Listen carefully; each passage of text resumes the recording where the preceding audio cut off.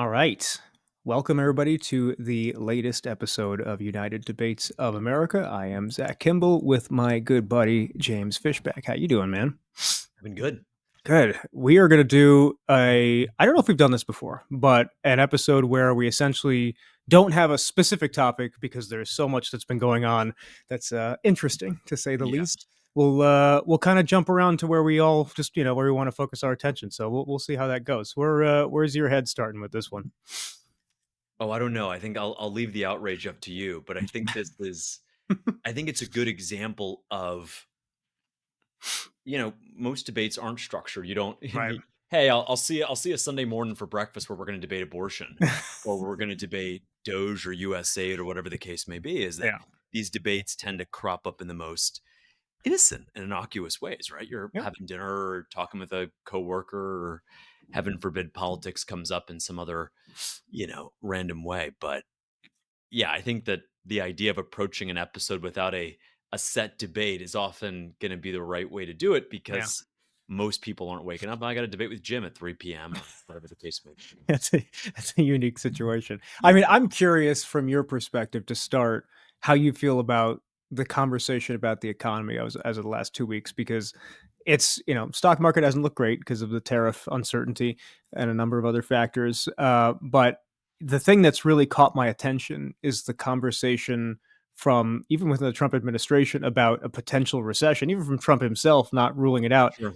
I'm curious where you land on that. You just for yourself from a prediction standpoint, if you think we're in a in a situation that's potentially going to land in a recession, and what your perspective is on why the administration is sort of taking this interesting tactic of not ruling out a recession, where they're usually very confident that they're going to do well. It seems a little less confident these days. Yeah, I wouldn't rule out a recession if I were them either. I mean, what does a recession mean? It actually has a definition. Mm, A recession doesn't mean millions of people on unemployment. We think of recessions, we think of what you and I both went through, Zach, which was, and your viewers, of course, our viewers went through, which is COVID, which mhm. was the largest loss of employment in a 2 month period ever, right? Yep. So we lost 20 million jobs in March and April, Yep. near full retracement of them very quickly back as the Yeah. economy reopened. And then, of course, what happened in the financial crisis in 2008. So we think recession, our mind goes recency bias, right? Goes Sure. immediately to those two events. Those are very much the outliers, the worst pandemic in 100 years, a global shutdown, all Yeah. of that. And then, of course, what was the mortgage crisis, what was the fall of Lehman Brothers, and millions of Americans getting their homes foreclosed on. Yeah. But recessions do have a definition. And the definition is 2 consecutive quarters of negative GDP growth. Mhm. And one, what does GDP growth mean? It is C plus I plus G plus NX. Consumption plus investment plus government spending plus net exports. Mhm. And so it's understandable that there is a likelihood of a recession, not to equate recession with massive job loss, but as you wean the economy off of massive government subsidies, massive government spending. Remember, government spending, Zach, by definition, once it goes down, you decrease GDP. All things equal, if you reduce the amount the government spends on whatever, Sesame Street in Iraq, by definition, Mhm. GDP goes down. And so we are, as the president has said, as Secretary Bessent of the Treasury has said, we are in a transition period. And as we move away from the government powering the economy, public sector hiring, powering the employment pictures. Give you one example. Over the past 3 months, 85% of hiring under the past 3 months of President Biden's term, 85% of hiring came from the government or government adjacent centers like healthcare and education. Mhm. 85%. That should be 85% from the private sector, from leisure, hospitality, manufacturing, real businesses. And so recession isn't some big, bad, ugly word. It's a big, bad, ugly word if millions of people become unemployed. But recessions technically happen with just 2 negative quarters consecutive of GDP. Mhm. And you can't have negative GDP if the government really does slam the brakes on spending. And so, certainly not the base case, but I wouldn't be surprised if it happened, and it isn't the end of the world. The last point I'll say about the stock market, I'll agree and I'll concede that the president was very much focused on the stock market in his first term. I'm glad to see him step away from that. The Mm, stock market is not the economy. The stock market doesn't that's true. wrap whether Americans die from fentanyl every day, whether we're losing 900 American from deaths of despair, which is suicide, alcohol overdose. Doesn't give a crap if folks are being exploited and not being paid a fair wage. And so let's just, as someone who, by the way, spent 10 years working at a hedge fund, now building up an investment firm called Azoria, I, I'm the unlikely advocate for this view, but I don't care about the stock market. I Hmm. don't care about the stock market insofar as it's a voting machine for what hedge fund managers in Newport Beach, Connecticut, or Newport Beach, California, or for that matter, Connecticut, think about the economic situation. They don't want to see the economy weaned off of the cheap labor that's coming from the global south. They don't want to see tariffs that reshore manufacturing and that restore dignity and worth to the American heartland. And so I'm glad that the stock market is not the center focus. It shouldn't be. It went up at a time where not necessarily the fundamentals of the economy had lent success. And so that's my view on that. Okay. A lot of things to unpack on that one. To me, I'll just top line sounds like a lot of excuses. that's that's the first thing Hold I'll on, say. do you think the stock market is the best gauge of the American No, but I of the do think that American there's, economy? a insane amount of Americans who rely on the stock market for their retirement, a lot of different things that are not so happy about those numbers. I agree, the stock Most market is not the Americans don't economy. rely on the stock market for their retirement. Most For Americans for their retirement funds are most all in Americans would rely on things like Social Security, sure, which right, but or annuities but or we can't deny fixed that there are income. tens of, not hundreds of millions of people in this country with retirement accounts that are not, mine's not doing great with Donald Trump so far. So I think the stock market, you could look at it through the lens of, yeah, the stock market is not the economy. I agree with that statement, but it is a facet of the economy and it certainly affects the overwhelming majority of this country. So I'll start with that. Half of Americans aren't even invested in the stock market. Well, I mean, So, they're the companies that they are employed by are, so it's not like well, they're the stock siloed of apart from one another. a stock going down does not. Why would a stock going down lead to folks being thrown off? I'm Uh, not saying it leads to anything. I'm saying it's not good for people. I think that what I heard from what you were saying, like I said, it sounded like a lot of excuses because in the end, Trump himself, like you said, in his first term was very focused on the well, stock market success, and now I'm he's glad not. that he's changed his mind. I was critical when he did that back then. He didn't change his mind. He introduced an incoherent approach to tariffs that the market has No, rejected. That's actually, exactly what's happened. what's happened is that that might be true if the president had initially touted the stock market gains Hmm. and then distanced himself when the market was going down. The president's been pretty consistent. Is that cool? The stock market wants to go up, fine. If it wants to go down because we're pursuing it, by the way, it's a policy that a lot of companies aren't going to like. If you are a company like Purdue and you are producing meat poultry services and you're Hmm. exploiting migrants from Honduras or Guatemala, cheap migrant labor, if you're exploiting folks, as the New York Times reported in 2022, and people are losing their limbs in meat grinders, 15-year-old boys from Central America, because a greedy American company wants to make a cheaper profit, that's unacceptable. And I'll tell you, Zach, that's not left or right. That's not. Well, I mean, it's an And so if interesting. your stock's going to go down because all of a sudden you can't bring in cheap migrant labor, by the way, Donald Trump closed the border. Thank God for it. We didn't need a bipartisan border bill. As was pointed out in the joint address to Congress, we just needed a new president. And so I'm sorry if the big fat cats on Wall Street can't use cheap labor from Central and South America anymore. Their stock is They going to still go are. down. I mean, here's the thing. Everything you're saying is just a bunch of hollow talking points, right? What you just said there. The border being closed has absolutely nothing to do with the available labor for these companies. They still have the labor. The people are still in America. Closing the border has nothing to do with it. They don't rely Why on the would closing the influx border have nothing to do with the because they don't. labor? Okay, they currently have the labor force they need. They don't need more people coming in. So closing the border, don't close the border, doesn't matter. It's There's irrelevant. attrition. There's attrition. I understand it's attrition, but attrition is not something they're facing Attrition at this doesn't point. matter. Right at the second, no. Well, the stock market Attrition matters over time. over time, Hold on, hold right? on, hold on. talking to a hedge He's fund been investor right president now. for two Talking for to two a hedge fund months. investor right now. Attrition doesn't matter in 2 months. Companies' stocks are not based on what is happening at this split second in time. They're based on what is priced over multiple quarters, over multiple years. And so Stocks do react to the absolutely moment. a stock There's price, you can't argue stocks don't react to the moment. It's a ridiculous of argument. course they react to the So moment as it's what you just said was the extrapolated. opposite. I'll give you an example. As the market extrapolates labor force supply from the southern border out 2 to 3 years, that's what the market is pricing. There's a natural attrition at the current workers that are being All right, exploited. so let me understand. Let me understand your argument here, just so I can figure it out.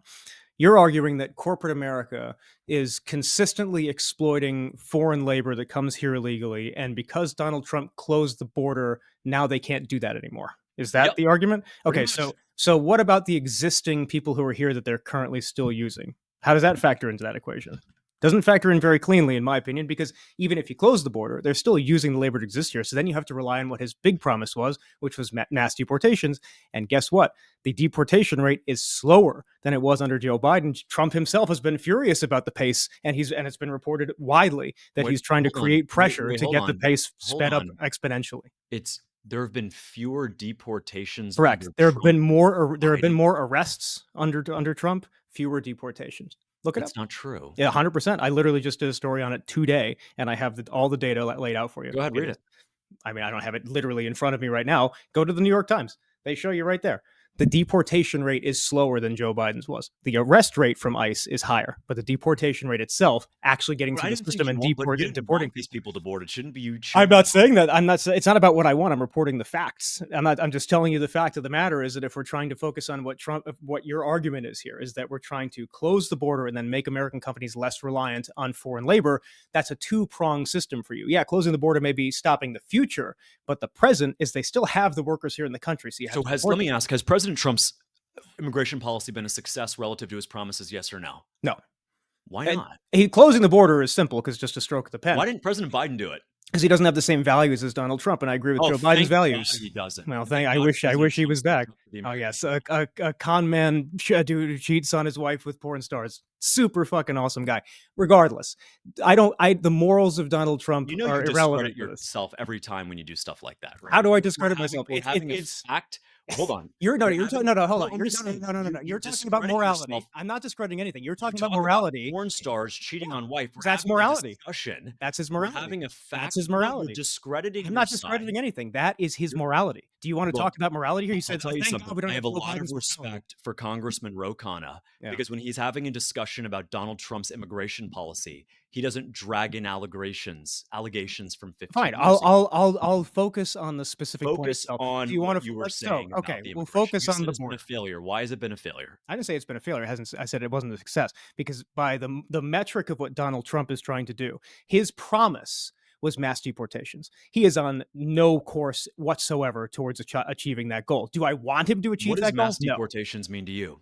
Donald Trump promised to get rid of all illegal immigrants. So I don't care what it means When to did he me. I'm promise talking that? on the campaign trail multiple What was times. the quote? He said he was going to get rid of I think I all just keep illegal all immigrants. his verbatim quotes in my head. He said he wanted to deport I have all them in my illegal head. I immigrants. don't remember him ever saying that. Donald Trump He never never said said he's they going to wanted. get rid of all illegal immigrants. So if say I'm wrong, right?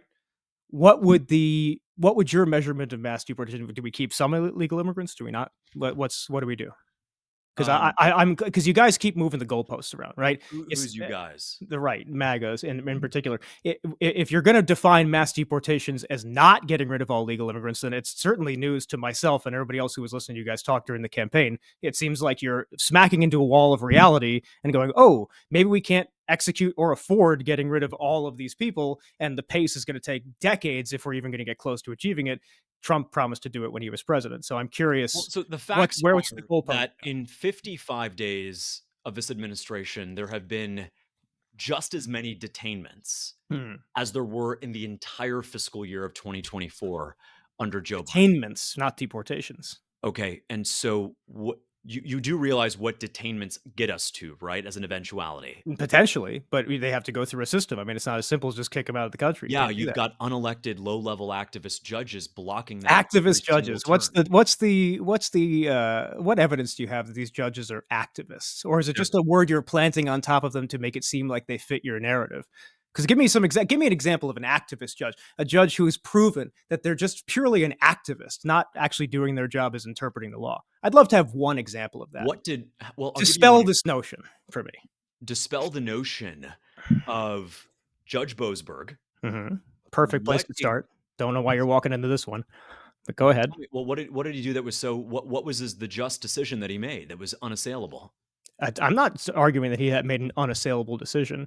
I think that you don't want to wade into a territory where your guy is essentially breaking the judicial process that we're supposed to have in this country. That even Judge Roberts has come out and kind of smacked him in the face for. So No, Judge Roberts is wrong. Judge Roberts is wrong that when Donald Trump thinks a judge it should be impeached because he doesn't share his perspective, that's wrong. Well, so hold on. An impeachment process is an impartial process that opens up the facts. It allows the House to charge the individual What is he and the charged with? Senate. What did he do? He had What, an opinion that Trump didn't like. What's the illegality of this that would lead to his impeachment? Doesn't exist. I'll save you the time. well, This guy made a decision Donald Trump didn't like. He'll challenge it to the Supreme Court and he'll probably lose. But that's not the point. The point is Donald Trump ignored a lawful federal order. what was the lawful federal order? That he had to turn around the planes. That he had to pause the deportation. That wasn't in writing. What do you mean it wasn't in writing?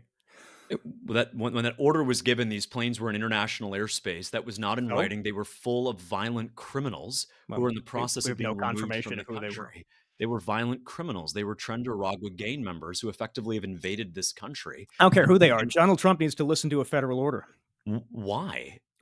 Why? Because we have separation of powers in this country. Okay, so the federal order that said that the internment of Japanese Americans in the 1940s, they should listen to that federal order as well when the Supreme Court ruled that that was constitutional? No, but at the same time, So they did. hold on. So which federal order should we listen to then? I mean, you should listen to that order. It's a bad order, but we have a balance of power for a So reason. you would have listened, if you were president, you would have listened to the order from the Supreme Court that found that the internment of innocent, unarmed Japanese Americans who were citizens was During World lawful. War, well, if you add the context that you're so gracefully leaving out, which is that it was World War II and we were fighting against Japan, I think I would have had a different set of considerations than I sitting here in would not retrospect in have 2025. supported the internment of Japanese. Well, it's easier for you to say that 70 years later, but we're not in World War II at the moment, so I'll congratulate you for looking at it from the perspective of today. But we'll go back in World War II, you here's might the have a different context. look at So it. then here is the context.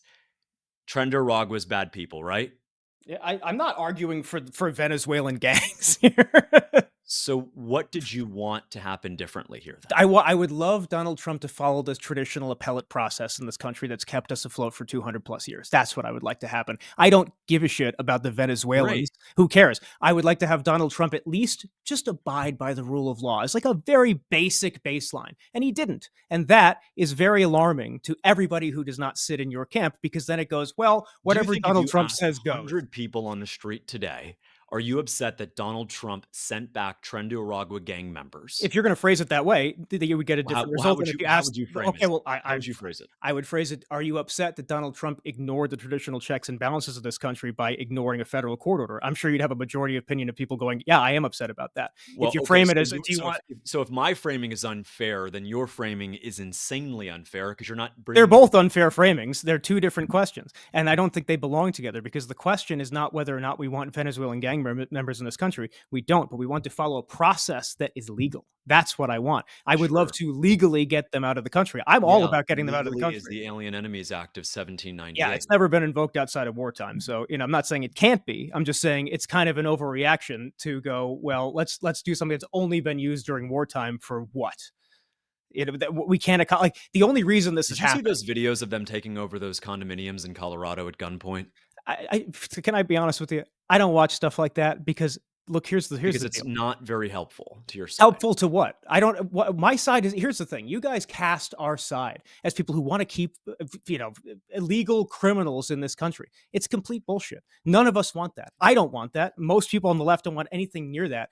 The only difference is we want to have a coherent approach to doing it. And Donald Trump's only rationale for this hyper aggression and invoking this act is because he's been hamstrung by reality and unable to come anywhere near the level that he was promising during the campaign. And he's now trying to twist a bunch of different levers to make it so he looks better than he looks now because he looks like an idiot who's not living up to his promise. That is what's happening. Why does he? have the highest approval rating for him on record, why His then do approval rating was trashed most of his first term. the number of people who think the country is headed in the right direction is the highest in 21 years? Why That's is that, Zach? because it's been 2 months and nobody's seen the fallout that's coming Yeah, from but you all these bad just said decisions. he's looking like an idiot. The stock market's collapsing. All we're making are excuses. Yep. And so, how is that consistent with the number of Americans who think the country is headed in the right direction is the highest in 21 years? I have a theory on that, which is What's the that theory? most people are not, unless they're people who are in those polls, are the ones who are paying attention. The ones who are paying attention is two groups: people who hate Trump, people who like Trump. And the people who like Trump are very happy with what he's doing, so they're energized and excited, right? People like you are looking at what he's doing. It's unprecedented what he's doing. For us, that's a bad thing. For you, it's a good thing. So you have a group of people who elected this guy, who are excited he's coming in, and they're excited by what he's doing. So of course his approval rating is going to be up because the people who are consenting to be in those polls are excited to be in those polls. You're seeing that in the numbers. But once we see the fallout over the next 2 years, in all likelihood, of all these bad decisions, those numbers will look very different. I don't worry about what the numbers look like after 2 months of this guy. What's going to be the fallout of deporting violent Venezuelan thugs from our country? Nothing. I'm not worried about the fallout. So There's no no, fallout there. So what other no. fallout are you concerned about? Well, the tariffs are probably one of my number one concerns at this point. His complete lack of focus on the economy. I mean, if you want to talk about poll numbers, his worst numbers are with the economy right now. Most people believe he should be doing a lot more with it, and he's not. Even people that I know personally that are big Trump fans that I criticize, have arguments with privately and criticize him about, even they admit that he's not doing a good job in the economy. So Trump got elected because of two things: the economy and the border. And if he does not execute mass deportations anywhere near to what he said he was going to do, and he does not lower prices and make the economy stronger, he is going to lose those numbers very quickly and then lose his numbers in Congress. So I think that the mass deportation point, and I'm sure you've seen the self-deportation app, CBP1, now being repurposed for that. There's two concepts. There's stock and there's flow. The stock is the people who are already here. The Mm-hmm. flow is the people who are coming in.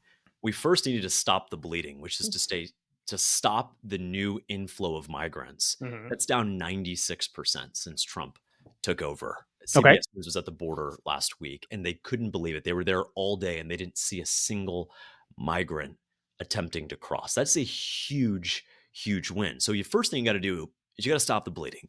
The next thing you have to do is you have to create a system that on one hand incentivizes self-deportation, on the other hand uses the processes in play to go track down the people that are in this country unlawfully and to return them home. And that's not going to happen overnight, Zach. I'm not It's asking for it to not happen gonna happen overnight. If we but continue with I'm his current pace, he's not going to get anywhere near the numbers it needs to get to by the time his presidency's over. I mean, he's like I said, the deportation rate itself is slower than Biden, and Biden wasn't trying to deport many people, so it's really not Well, I going think great. that the deportation rate with Biden being slower is really misleading because it needs to be in the context of 10,000 people coming into the country a day. So, right, if you're deporting people at the same time that if you're deporting, let's say 500 a day, at the Mhm. same time you're letting in 20 times that, 10,000 a day, that is not exactly a strong But immigration that's actually policy. not how the numbers are broken up between the border patrol and also ICE. I'm only talking about ICE numbers. So these are operations with ICE getting rid of people, not people at the border being turned away. So That's let me border ask patrol. you, at any point in Biden's presidency, was the net flow of immigration negative? Which is to No, say, definitely not. okay, And right. I've been vocal that I think Joe Biden did a bad job on Right. immigration. But so that's an important consideration. I'll give you the analogy. The analogy is you're taking care of your health, and Biden was eating 3 strawberries a day and Trump is only eating 1, therefore Biden is healthier, but Biden is also drinking 5 glasses of heavy lager beer a day. Judging Biden by how many strawberries he's eating is not the right context. The right context is net migration numbers, and to your point, Sure. at no point under Biden's 4 years was net migration negative. Under Trump, we're sending out thousands each day, and we're letting almost no one in at the same time. And I don't so think that it's is a thousands. success. It's a couple hundred, but I just saw the numbers this morning. It's a couple hundred each day. Regardless, the analogy is interesting. I agree with you because I don't think Joe Biden did a good job on controlling the border. That the net matters, right? But at the same time, I'm looking at it through a different lens, and not because I want this to happen, but because I was so honed in on Trump's specific promises during the campaign. he promised mass deportations. That is currently not happening. I mean, we can argue that the net difference between Biden and Trump all day. It's not significant to the point where you can consider what Trump is doing mass deportations. And that's where I'm looking at it and going, well, why? And the answer is simple, which is what I was arguing throughout the entire election, is that it's extremely complicated. It's extremely expensive. We don't have the manpower to do it. And Trump needs to make huge shifts in how he's going to approach doing this if he actually wants to put up substantial numbers. And frankly, he can't. He doesn't have the manpower or the money to do it. And that is the reality where we're at. And that's why I keep poking holes in it, because it's not about me wanting mass deportations and me thinking Biden's great. It's because Trump made a promise and he's not anywhere near living up to the pace he needs to live up to achieve it.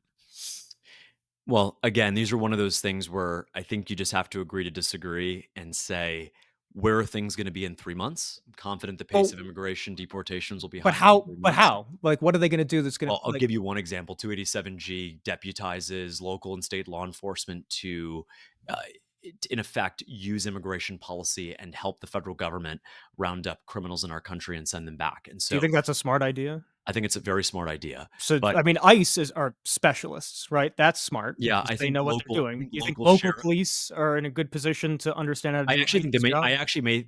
In some cases, they may even be in a better position than ICE because ICE may not know the local community like a local sheriff. You go to a place True. like Hendry County or Glades County; these are rural counties in my home state of Florida. ICE is not going to know the intricacies of these agricultural communities. They're not going to understand the local dynamics, the faith-based networks, et cetera, et Yeah. cetera. But And on so, the same side of it, I agree with that point. But on the other side of it, there are deficiencies with local police that are not deficient within ICE. ICE are specially trained agents that have a bunch yeah, more you know, ability to execute the job than a local police officer. correct, and that's why maybe have one ICE embed in that task force. You've got 10 sheriff's deputies, 1 to 2 ICE embeds. Look, more than anything, I'm glad to see that you wanna hold the new administration accountable I to its do. immigration deportation goals because this is a popular policy, Zach. Well, I don't want it to. I Forty don't want him to achieve it. I want to hold him well, accountable for what he you wanna promised. hold but it's a really interesting dichotomy because I think subtly you recognize Axios Ipsos found this last spring. 54% of Americans support mass deportations. Yeah, it was a huge number. I was very surprised by 54%. that. 45% of Democrats support mass deportations. They And do. there's so much to unpack as to why that is. But I'm glad that for our progressives and brothers and sisters, that you want to hold his feet to the fire and ensure that these deportations don't just happen, but that they speed up because you know that they're good for the country. To be clear, I don't want that to happen. I hope that he fails in this promise for two reasons. One is because I don't agree with him, but So second is because either I way, like to watch him you're going fail. to be, but this is a very interesting thing. Yeah. Either way, you're going to have something to be upset about. Not If he necessarily. succeeds, well, hold on. If he If he conceded and didn't do it succeeds, and said maybe I was if he wrong, then I would succeeds at support it. mass deportations, you're going to say about how cruel and unusual it was. And if he doesn't succeed at some arbitrary pace that you've set, you're going to say he's a failure and he let down MAGA. So let me ask you, with all sincerity, Zach Kimball, Yeah. in what world will you applaud Donald J. Trump for immigration? I think so here's the thing.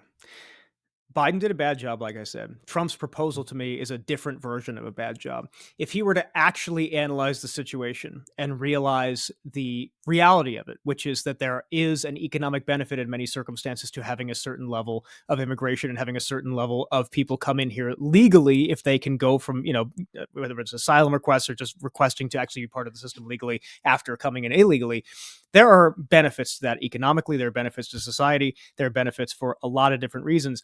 If I could see Donald Trump embracing that knowledge and going, turns out maybe it's not worth the economic cost to deport tens of millions of people, and I could use a better system and implement a better system, make it easier to become American citizens, then I would go, look at Donald Trump being a smart guy. That's interesting. Absolutely. But if Donald Trump does one of those two things you just mentioned, yeah, I'll criticize him for those different reasons, unquestionably. The only time Trump will get my praise is if he actually does, in my mind, a good job, which is not really likely given that what he's presenting and pitching is not what I would consider to be a good idea, and therefore I wouldn't give him an attaboy. But if he changes his tune, comes up with a smart immigration policy where you can actually expedite the process for people who are good, kind, hardworking people who just want to become Americans and they were in a bad set of circumstances when they tried to come here, I'm all about that. So there is a way he can do it. He's just not on that path. Now, here's a question. When you talk about the negative economic effects of mass deportations, what do you mean by that? Well, a variety of things. First of all, the number one thing that pops into my head is cost, right? Because the cost to actually deport 11 million people in 4 years, if that's even the number, I've seen estimates anywhere from 300 billion to over a trillion. So I don't know where the actual number is, but it's a big number regardless. It's a number we don't need to add to our balance sheet at this point. So that to me unquestionably is the number one thing. The number two thing is, it depends on which study you read, right? Some I've seen three different versions of studies. I've seen studies that show that illegal immigrants can be a net drain on society. I've seen that some that it's a wash, and I've seen some that it's positive.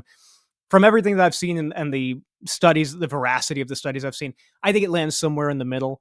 But in the end, I think it depends more on the micro community as opposed to the community as a whole. However, in a lot of these communities that we're talking about, in a lot of sectors, if you're going to banish illegal immigrants from this country, you're going to have a very negative downstream effect on the businesses that are using them as labor. And I understand that you look at it through the lens of being mistreated, which not all of them are. Some of them are, some of them aren't. But I don't look at it through that lens as much as you do, because I think that we need to look at it through a broader, more macroeconomic, look at the agriculture, look at the leisure business, all that sort of stuff. You're going to have a lot of trouble for a lot of businesses. So to me, there's a ton of different groups where economically this is just going to be a really big challenge. And I just don't see the economic benefit outside of the potential that maybe they're a net drain by $50 billion, I think is the largest I saw. So it's it's one of those things where just to capture one thing you said is that the downstream negative effects of losing all of this labor. Hmm. Something was said in the 1860s about that too. The It's downstream not effects of losing slavery. all the well, but it's an interesting point because if you do concede, and I believe that you do, Mm. that a lot of these men and women, yes, just two, that a lot of these men and women are exploited. And I know that. We've seen it. There's been the New York Times reporting on this. Mother Jones, these are not outlets friendly to my viewpoint, reporting that there is real exploitation of American businesses of these men and women that you are conceding that these are slave-like conditions and that Not for all, for some. look, slavery Well, slave-like conditions, no. I mean, slavery is an extraordinarily different set of circumstances than these slavery was conditions. bad for Southern Hey, businesses. they're not getting paid at all. I mean, it's not like, Slavery was really getting rid of slavery was really bad for Southern of businesses. course it was, because it was Yeah. free labor. Right, but it doesn't make it okay, and yet at the same But time, it was nobody's getting free labor now. It's just cheap labor. Is a huge difference. well, of y not I mean, there's a huge difference, but the point is that, of course, there's no free labor now, but the reality is that labor isn't just valued on how cheaply you pay someone, it's how Mm. much output, how much you can exploit them, and so if you've got Well, someone it's who's two willing to different things, work though. Exploiting somebody and output, right? Because output, illegal immigrants tend to have a better pace of output than American workers do. So, but maybe because they're more willing to be exploited because their circumstances are worse. But well, there's that, desperation, right? sure, right, There's right, desperation. No one absolutely. wants to be exploited. Yeah. But the point, I guess, is if you go and you see the actual conditions, and let's just read directly from this. What is this? New York Times? The New York Times. After he finished hosing down the machines, he started scrubbing blood and fat off the steel parts with chemicals that, if they hit the skin, created welts that could take months to heal. Mm. Shortly after 2:30 a.m., he thought he saw a bit of torn rubber glove within the conveyor belt of the deboning area and reached in to grab it. Suddenly, the machine came to life. Across the factory, another worker had failed to see Marcos crouch with his left arm deep inside the assembly line and turned it on. The belt caught on his sleeve, pulled him across the floor. Hard plastic teeth ripped through his muscles, tearing open his forearm and down to the bone. This young man is 14 years old. Marcos But Cruz. how is that exploitation, right? That's just a workplace accident. He's 14. This But is it's a 2 o'clock in the morning. but it's a workplace accident. I mean, I don't understand He's what. 14. It's So 2:30 in the morning. I still don't understand. It's a workplace accident, right? Like it's not. What's the exploitative The element of it? exploitative fact is a 14-year-old was working at 2:30 in the morning who shouldn't be in this country, who should be tucked away in Central America in his home and not have been in a position to be exploited the way he has. Like, I agree that Unsafe conditions, number 1, child labor violations, number 2, sure. machinery that is dangerous and not properly marked, and staff that is not properly trained, I'm not number arguing three. it's not the circumstances are bad. What I'm arguing is that this one anecdote is not emblematic of the treatment of all illegal Well, immigrant of workers. course it's not emblematic, but what it's emblematic of is a culture of company that says, "Oh, you're from Central Asia. Mhm. You are here illegally from Central America. We are going to put you on the DoorDash route. You need to do 8 to 10 deliveries an hour. We're gonna scalp you. We're gonna use not Scalp use you. well, we're gonna scalp the labor, right? I mean, it's a labor arbitrage in a sense. No, I And get what we're going to say is that this particular individual is going to have to do multiple deliveries or you're going to lose access, right? Because you've got these brokers who say, look, since you don't have necessarily the documentation, we're going to put you on an account that you're not assigned to, which is why when you order DoorDash from Becky, Becky doesn't exactly show up. It's someone from Central America who's in their mid 40s or whatever the case may be. That creates an exploitative system. I'm not a DoorDash person. I actually don't use it because I don't want to give money to companies that use illegal migrant labor and exploit people. And by the way, don't just exploit the migrants, but exploit Americans. Well, that's what I was going to Who, ask next. Is like this? These conditions are not only for like this company that you're describing that this kid got hurt in. I'm sure they do this to Americans too. It's not, it's not like this is it's just not like okay either way. it's not. I'm just saying it's like to me the argument is more about we're talking about illegal immigrants being treated with in exploitative conditions. To me, that was just a story about a company that has bad work conditions. Well, Period. the 14-year-old, you didn't get a white 14-year-old from Arkansas working the night shift at the Purdue poultry plant I'm sure you well because it's illegal. because it's what because it's what? Because it's illegal. Right. It's Yeah. Well, the illegal. company needs to be held liable They're for that. But illegal immigrants. It's illegal no, conduct. I get that, but that's to me again, it's not emblematic of the entire story. It's one anecdote, right? And I think that that's something that it happens too often in politics, often with the right these days, is that you take an anecdote and you just repeat it over and over again and act as if it's happening all the time. When you ask for repeat evidence, it's like, okay, it doesn't really exist, and that's the challenge. It's a smart Well, I ploy. think I mean, I think that look, the challenge is that when you are paying someone a lower wage and you would otherwise pay an American citizen, you Hmm. are in effect exploiting the American citizen by denying them that wage, Definitely. and you're exploiting that individual. Now, degrees of exploitation. Maiming Marcos at 14 years old, very exploited, very damaging. Yeah. But if you're saying to the Amazon delivery drivers or the Uber Eats or the DoorDash delivery drivers, you need to do 10 deliveries an hour, and that means you can't use the bathroom. That Hmm. means you need to ride a little electric bike around New York City, and you need to cut off pedestrians and cut off traffic, and you have to wear a diaper because, again, you can't use the bathroom. I've never That heard is a that before. form. No, it's I'm true. sure maybe it's happened, but it's like the fucking litter box stories of kids using litter boxes in school. It never happened. It just sounds like a joke, but I mean, who knows? But I do have a question. Absolutely true. That wasn't true, but I have a question.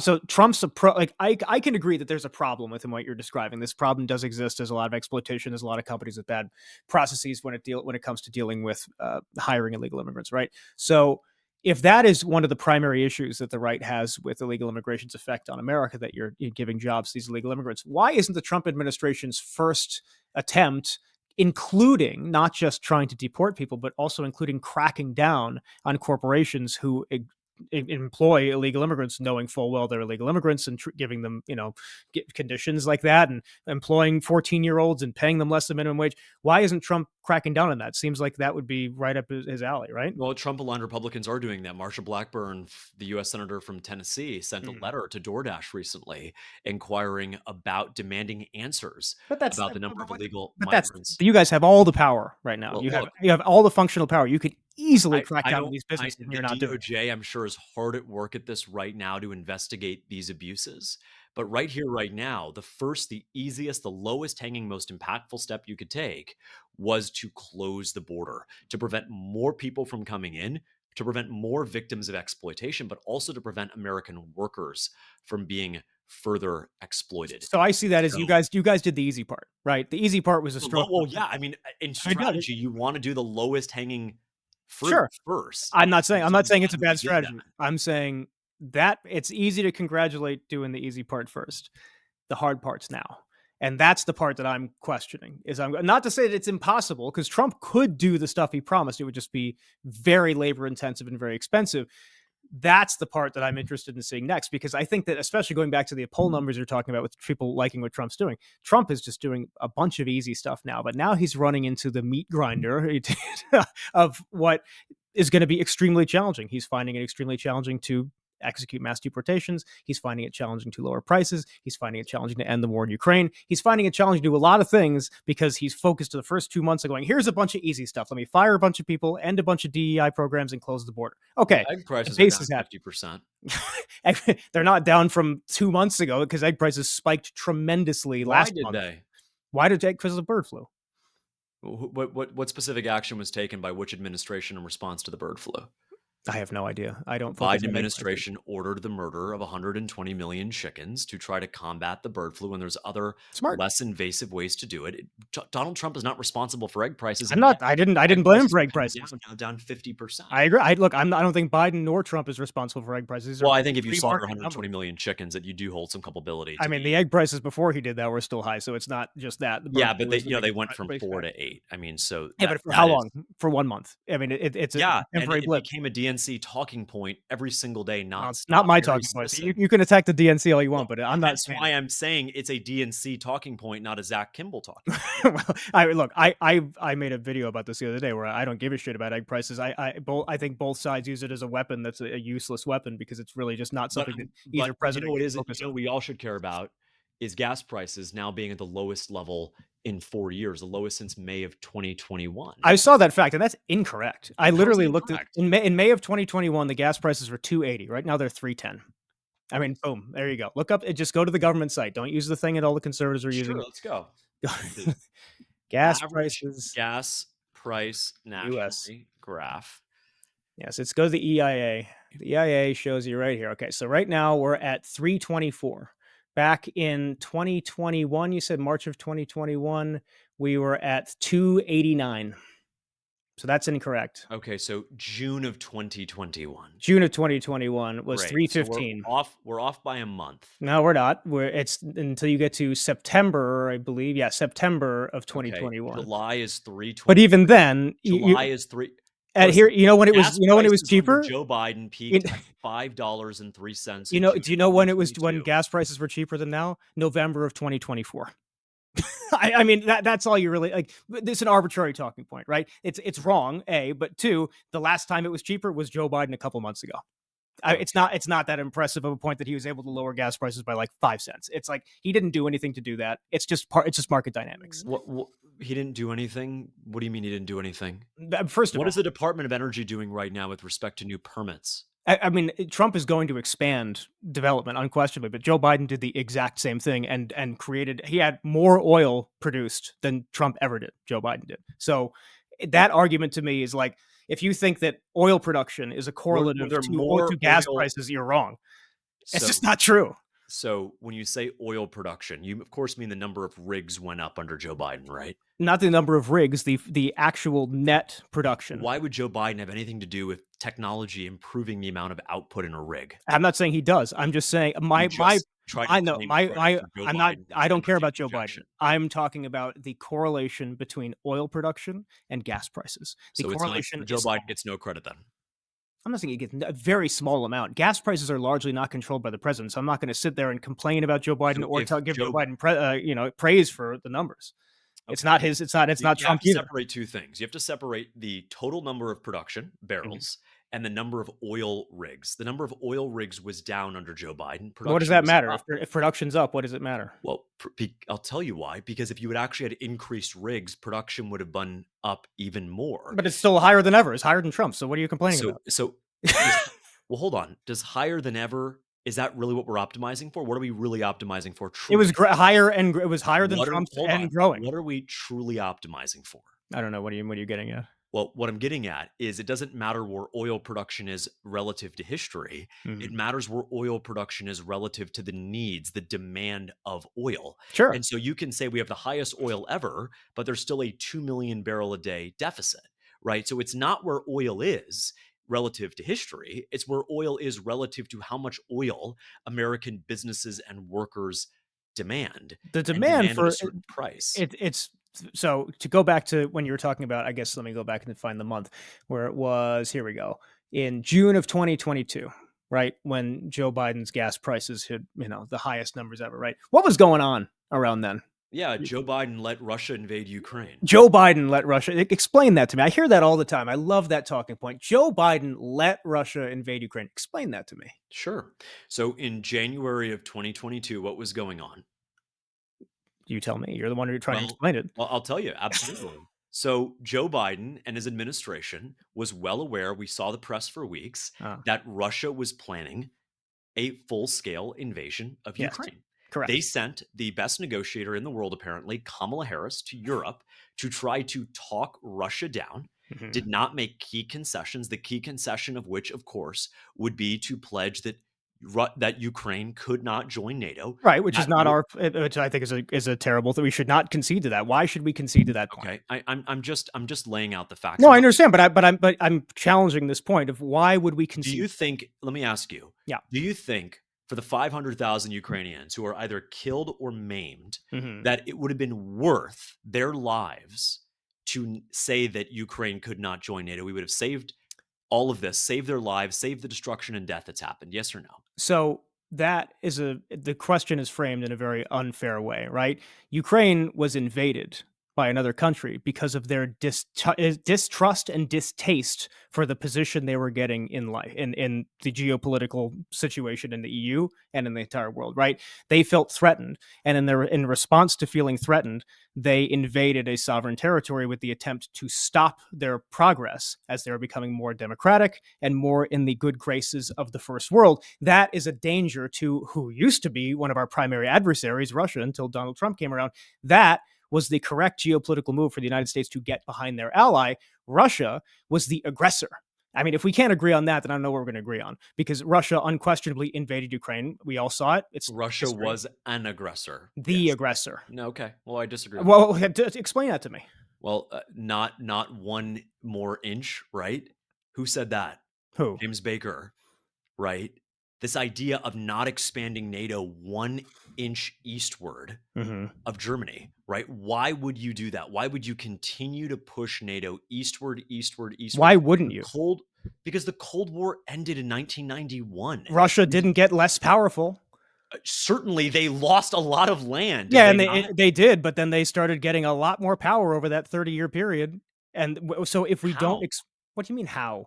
Yeah, the Cold War, What if you power? wanna rewind back to the '90s, they were in a terrible set of circumstances, but then once Putin came around, he made Russia way more powerful in terms of the way that they were interactive with the world. They went from being a pariah to somebody who is providing most of the EU and even the United States with a ton of oil, a ton of different products that made their economy far more So powerful, which made their military far more powerful. justified putting putting more and more pressure on them through geographic encroachment. If this Putting were China, you would have a very different perspective. But No, I China and wouldn't. Russia, of course you would. No, I wouldn't. If China, you don't want to put pressure on China? Not particularly, not for the Why? sake of putting pressure on them, Not for the no. sake of it. If they have, like, I mean, we can look into the history of Russia here. They don't have a very good track record when it comes to the way that they approach their adversaries, right? Well, And they you, certainly aligned with us in World War II, that was a good thing. yeah, but how?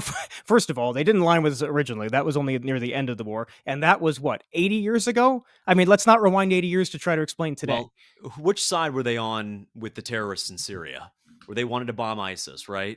I mean, where they are aligned in specific small conflicts is irrelevant to me. What their overarching ISIS was goal not a is. small conflict. I mean, ISIS maybe was not a small conflict, but I don't exactly look at the ISIS conflict I and don't go, "This think was going to Russia redefine the needs world." I don't think we need to make Russia enemy number 1. Why not? They showed their willingness to invade a sovereign territory and kill, as you said, kill or maim hundreds of thousands of people. They were the aggressor in that. If you want to consider Ukraine's move as aggressive to try to join NATO, fine. You can make that argument that it's an aggressive, but they are not an aggressor. An aggressor invades. Well, I Ukraine would didn't just invade. this is my grandmother's English teaching. If you are taking aggressive action, you are definitionally the aggressor. And So it's aggressive action to and aspire to be a part of by the NATO way, and be protected. I'm not saying that Ukraine is the aggressor. They're not I an am aggressor. saying They're they are trying to look out an for their aggressor. safety. They are They have an an aggressor. adversary right there next to them, just like Russia sees them as an adversary. They have Russia's adversary, and they have a small military with very little ability to take care of themselves without the support that NATO would provide. That is why they want it. It's why right now the deal that Trump is trying to get done is going to prove very difficult because Ukraine still wants to join NATO, and a lot of countries of the NATO want that to happen. Yeah, I'm sure they do because they have this Russia derangement syndrome. Russia derangement syndrome. What the um, fuck are you talking about? What do you not think Russia is a massive threat? Do you not think Vladimir Putin is a massive threat? When did the MAGA right all of a sudden start gargling Putin's balls? Like it makes no how many sense to me. Americans has Russia killed? Who gives a shit? That's not the metric for what you determine in That risk. is absolutely the number one How metric many I would Americans care have about Chinese when it comes to has national security. how okay, so China, how many has China killed? Well, at Zero. least about 100,000 a year through cheap 100,000 a Chinese year fentanyl. from aggressive action, from I aggressive would military consider that action. aggressive action. The Zero. Chinese Communist Party knows They that don't. They're not labs that sending fentanyl out with a piece of poison on it, going guaranteed to die. It's a ridiculous argument. China is unquestionably, and your party, many within your party agree with this assessment that China is the biggest threat to America in the entire world. They have killed a grand total of zero Americans through aggressive action. So that argument is absolutely absurd. they what Your argument is that aggression, the only way to determine threat is based on the amount of American lives that have been taken away. And what is the China way to has, determine threat then? there's so many Why should layers. I hate Putin? Make the argument. Why should you hate Putin? Well, Why first of should I all, hate Putin him? is a dictator. Good start, right? If we're a democratic country and we want to make democracy become the law of the planet, not just the law of this country, which is what we should be aiming for, because we've run into problems primarily with dictatorships.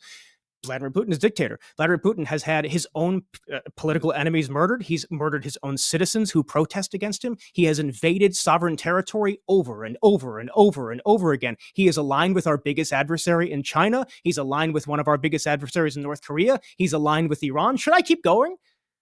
It's a lot of reasons. It's not. It's like this is where the right is just stupid. Like So for all of you those, guys are falling over yourselves to satisfy the whims of what Donald Trump thinks in the moment and losing a sense of reality here. no, the reality of the situation is that Russia has been a strategic ally at times. We Never. have shared interests in places like the Middle East, Sure. and Russia is not responsible. I'm still waiting for the deaths of Americans. They're not. China is, and the China is not. Mexican cartels are. So And do so, you think that yes, well, China? I'll give you an example. I think the Mexican cartels are a greater threat to the average American than the Russian government is. Absolutely. It depends on how you're defining a threat. If you're defining a threat to like the people receiving illegal drugs, sure, I would agree with that if you Well, can silo it into that space. But if you're talking about rebuilding Lincoln the Riley world wasn't order of receiving illegal drugs. okay, but if you're talking about a country that has the capability to restructure world order to make it so the United States is badly depositioned, then Russia is more threatening than Mexico. That's for sure. China is more Well, threatening that's right. than And so Mexico. that will ultimately, I mean, China would be the number one threat of being able to reshift the world order. Correct. But And who's their this best is buddy? but this is Russia. this is this is ultimately what you have to decide what you value, Yeah, and you guys right? decided wrong. That's my point. And that's perhaps it's a disagreement you can have, right? Oh, it But I is. think it's ultimately a question of what matters more, right? What matters more? And there isn't necessarily a right or wrong answer here, Zach. Yes, Mm. if your concern, I'll concede. If your concern is who is going to shake up the world order and cause a fuss at the UN Security Council next month, then sure, Russia. But if you're actually concerned about folks in Appalachia or in East Baltimore losing their lives to drugs that are marketed one way but are poisoned another. 100,000 Americans, that's 200 every single day, losing their lives to fentanyl, precursors of which are coming from places like, oh, Wuhan, China. The Communist Party knows that. They're no longer cooperating with our government to crack down on these illicit shipments. Then yes, China is a greater threat So to let me Russia. use some props for this, right? So you're arguing this will be China. I'm going on the camera. So this is China, right? This is Mexico. These are all the drug dealers in between. There are so many different pieces in between China's precursor and the final product of fentanyl getting into the hands of an American to simply How go many pieces are there? China's fault. There's How like many? actually one piece. There's so many steps. You have precursor being made in China. Oh, not just in China, all across the world. Then you have the people who move it from China to where its next destination is. Then you have the people who process it. Then you have the people who package it. Then you have the people who move it. Then you have people who get it across All of the those border. Then you people have work for the cartels. You should really look into the reporting on this. no. I understand the cartels are unquestionably the So drivers of all this. there's really the Chinese precursors, the drug cartels in Mhm. Mexico, and then the consumer. Those are the three parts. And so this would not be possible without Chinese Of course precursors. it would, because you just make precursor elsewhere. It's not like China has a patent on precursor. Anybody can. They have a chemical industry. They have They have a chemists in chemical that country. industry, but we They it's have so Mexico can just make the ze- precursor. It's just right now. it's not that simple. I'm not saying Mexico it's does that not simple. have the laboratories that Are you China kidding has, does me? not have the chemists, so they don't. Of course they do. You What do you think? you Mexico's some why do fumbling third world 85% country? why doesn't Mexico just cut China out of the picture right now? Because it's difficult to change a market. We've had this argument before on tariffs. It's difficult to change the structure of a market. Where you argued it's extremely simple to change 80 the roughly architecture of a 85% market. of all of these precursors come from China. Okay, but There's a but here's reason the thing: why. they're not There are making it all skilled for illicit chemists in use. China. There are skilled chemists in China. Of course. Certainly, if China shut down the shipments of precursors, that would change the game, would limit new inflows, Mhm. and would save lives. I But think you can fentanyl is understand not that. just an illegal drug, though. It's like you're talking about cocaine. Cocaine is like it's a different thing. Fentanyl is Cocaine is used. definitely an illegal drug. No, I know, but fentanyl is not when it's used in a medical. No, cocaine's never used in a medical setting. Yeah, Okay, so that's hold that's the on. point. The precursors that are made illicitly in China for Mexican drug cartels are not used for fentanyl patches for pregnant women. No, I understand that, but I'm saying that a lot of it's not like there's the precursor in China is being made by these illicit people who are then selling it to cartels. They're being made by the same company selling it to both cartels and legitimate use. That is not true. Of course it is. What are you talking about? That is not true. Of course it is. What you think? You No, it think that is there's just a ton of China, like a black market Chinese fentanyl producers? That's there's it's been a huge. ton of I'm not saying they reporting. don't exist, but the There has been a primary ton of reporting on I this. know, but the primary fentanyl precursor comes from legitimate organizations that sell to illegitimate buyers. 100%. Sorry, say that again. It sells to what? It is legitimate operations in China that sell to both legitimate buyers and illegitimate buyers. Okay, and what the Trump administration is pushing on and what China has refused to do is Mhm, to crack down on the illicit producer of fentanyl precursors that are being used to mhm. create, compress deadly pills that are being flooded into our country. So why don't we just control the border then? Because that's where most of this stuff happens. Why don't Well, if you look, say the border's under control, why, it's why are called we a why are we not solving the problem there? it is a it's been 55 days. It is a comprehensive approach You said the border shut that down. begins with the last line of defense is the border. Mhm, But again, they're making a distinction between a policy argument and a factual argument, mhm. which is the factual argument is China is responsible for the deaths of Americans. Are they 100% responsible? No, I Nope. think I put a lot of responsibility on the drug cartels. I put a lot of responsibility on the individual traffickers, the folks who are actually peddling the stuff, the plugs, as they say, the kids say in the communities.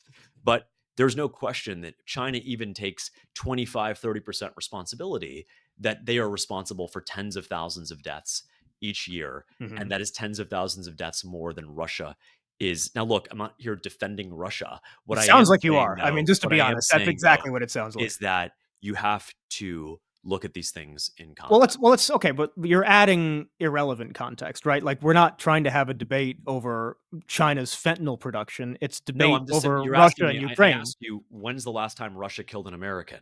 Well, again, it's even if you here's the thing. Chinese fentanyl production, it's very difficult to go, the fentanyl producers are the murderers here. There are a lot of murderers if you want to consider that person who ends up dying from Do you know fentanyl. that the cartels are the ones ordering from the precursors and they know and they have people in China who Of course speak they do. Spanish, Of right? course. So hold on. If you are a fentanyl lab, precursor lab in Wuhan, China, literally they're in Wuhan, Mhm, and you get a call from the Mexican cartel mhm. saying we need an order this month, you know that that's not going to a hospital. That is Oh, for going sure. It's to an prison, illegitimate, like I said, these right? So these yes, places they in are. Wuhan will The sell Chinese to. Communist government knows that this is Of happening, course they do. They're is making not money off of stopping it. it, They want it. therefore is complicit. Of course. They want it. I'm not denying that. So they're complicit, and so China, and again, So here, this but is here's the not a thing: your same argument applies to gun deaths, right? If we just, if you were just stop the people from manufacturing the gun, then they wouldn't have gotten shot in the head. Like, it's such a, it's to me, it's such a wasted argument. Like, I don't even like, I'm, not a big Second Amendment guy, but I won't go after gun manufacturers. I think it's a bad argument. In the end, it's the person who pulled the trigger. It's their fault. So and there's a lot of different people who are pulling the trigger in this thing here. It's not the same. So I feel like it's the exact same argument. Is you're so going, well, the manufacturer is to blame. Like, how is the manufacturer to blame for this? the manufacturer that knows that they're producing illicit fentanyl that's going to be used to Yeah, market to they're teens. shitty people. They're terrible people. They're But bad people. yeah, They're but here's, bad but people. like I said, these companies that are doing this in China are selling at the same time. They're just trying to make money. They don't care where it goes. They don't care if it goes to a Mexican cartel That's or the they don't care if problem. it goes to a hospital. Right? That's the point. And so my argument is, if you want to talk about who's to blame in these situations, it's super multifactorial, and you can't then draw the line back to saying, oh, Russia didn't do that, therefore Russia is less of an aggressor. It's like, it's a, to me, it's like you're connecting these two lines that are in different cities from one another. No, It I think it's simply a question of what you value more. You can agree two things. You can agree, Zach, that China is responsible for tens of thousands of deaths to fentanyl, but you can also partially say that that's, responsible. but you can also say that that's not what we should be valuing when understanding or when determining who poses a larger threat. That's okay. You can concede that point and say, you know what, James, you're right. They are responsible for killing a I lot of did people concede due that to point. fentanyl. They are partially But responsible. what I care more about is arbitrary lines on the map, No, and Russia poses a larger threat to but those see, the way you're arbitrary framing it, lines on a map. you're Well, framing it. of course I'm framing it You're that framing way. it at Of course I arbitrary am lines on the map. framing it that way. I'm not. My perspective is, let me redefine how you're defining. I agree with the front of it. The back of it is not about arbitrary lines on a map. The back of it is about geopolitical influence, and that is where I'm very concerned with a Trump presidency and his dealing with Russia, because Russia, unlike Donald Trump, is unquestionably very strategic and long term. They are long term thinkers. Donald Trump is a very seat of the pants, whatever works for me in the moment kind of guy. Russia exploits that, uses it, and down the line, you're going to see a hell of a lot more influence from these guys if they don't figure out how to do this. But here's the thing: I think, to credit Donald Trump's short sightedness, I think it's going to benefit Ukraine down the line, because Donald Trump, in this set of circumstances, just wants a deal. He just wants this thing over so he could look like a fucking winner. That's all it is. And what Donald Trump is going to realize very quickly, and he's already realizing it with this call that he had with Putin today, the concessions necessary to get a ceasefire are not going to come from Russia. And in the end, his most strategic move to get a deal done is to threaten to empower Ukraine more, because Russia wants the war to continue because they think they have the upper hand in the battlefield. And if Trump takes away that upper hand, he will then be able to push them into a corner where they're more likely to sign a ceasefire deal. Trump will realize that soon, I think, and I think it'll benefit Ukraine. Trump just chose the wrong side in the front. It's biting him in the ass, and I think he's going to flip on them really, really soon, because he's not getting what he wants out of Russia right now. Well, again, I go back to your thing. If Trump flipped on Russia, that should make you happy. It would. I'd be so happy about that. But I think. probably if that happens, what you're going to do is say, "Look, see, I told you."